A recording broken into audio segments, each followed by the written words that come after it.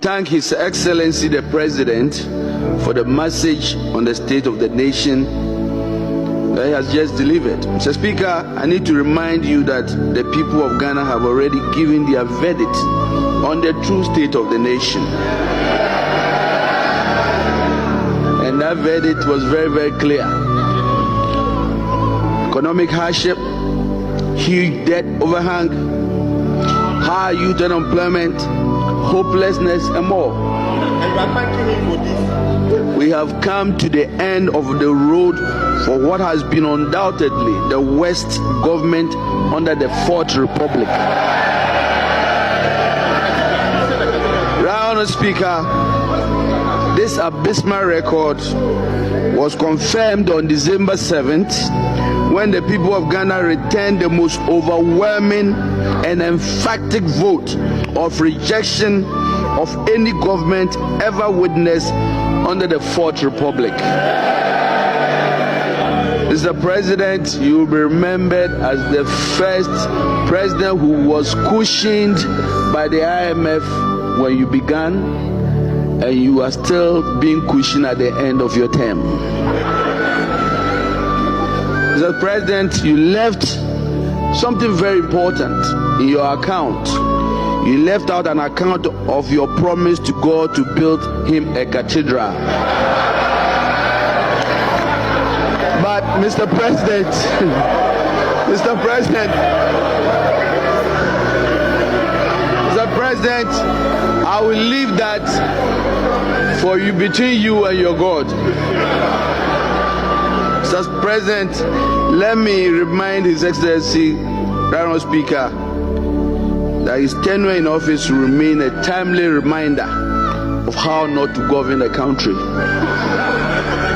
But let me also be quick to assure the good people of Ghana that hope is on its way.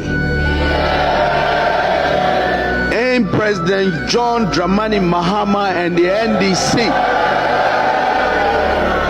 we can once again glean a brighter future from the throes of despair. Together we will work hard to lift ourselves from this historic low and reclaim our place, our glory as the Black Star of Africa once again. Fellow Ghanaians, we are comforted and strengthened by the following words of Scripture. And I'm quoting Exodus chapter 14, verse 13. And I quote, "And Moses said unto the people, Fear you not, stand still, and see the salvation of the Lord, which He will show you today. For the Egyptians whom you have seen today, you shall see them no more." Bye-bye, Mr. President. It is finished.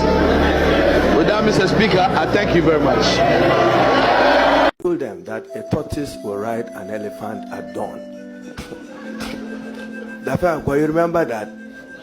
Didn't the tortoise ride an elephant? We worked towards it and we achieved it. And you know, I had Honorable Muntaka. We had a certain gelling chemistry of a relationship.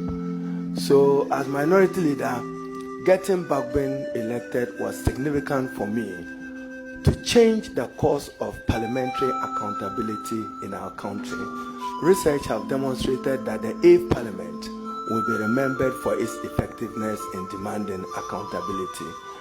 There are many policy issues that I'll walk to you and Che Mensa, and I'm sure I can use the word today. There was a day they said, more tunnel. He's been bought. So I walked to you and said, Che, Namia Kobi na Otomi. I told the Honorable Che Mensa that no, some decisions I'm guided by the good of our country and the future of our country. And that I take those decisions taking responsibility. Indeed, I told the Honorable Suhine that when President Mahama begin constituting government, I'll be appreciated as former minority leader. Even the engineering you are doing here, people will appreciate a Haruna Iddrisu. There were some decisions that you are guided collectively by the party, and then we take a decision. But as I said, I have never ever regretted being changed as minority leader. I don't carry guilt in my heart. I've had my opportunity.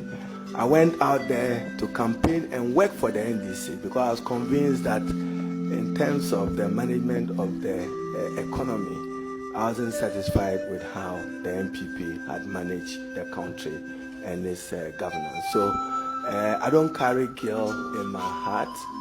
I had a rare opportunity to serve, probably the first in my part of the world, if not the first in my country. And those who know me, there is a Quranic verse that I share with my mother, Armah Rasul. God does not give you a burden you cannot carry. So I'm sure at that time, God wanted a certain burden off my head. Which burden was that don't be minority leader, be MP for Tamale South. I keep telling my colleagues that my greatest asset is the preservation of Tamale South.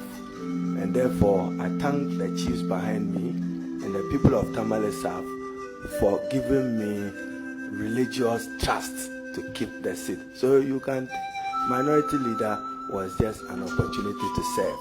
Those 7 years,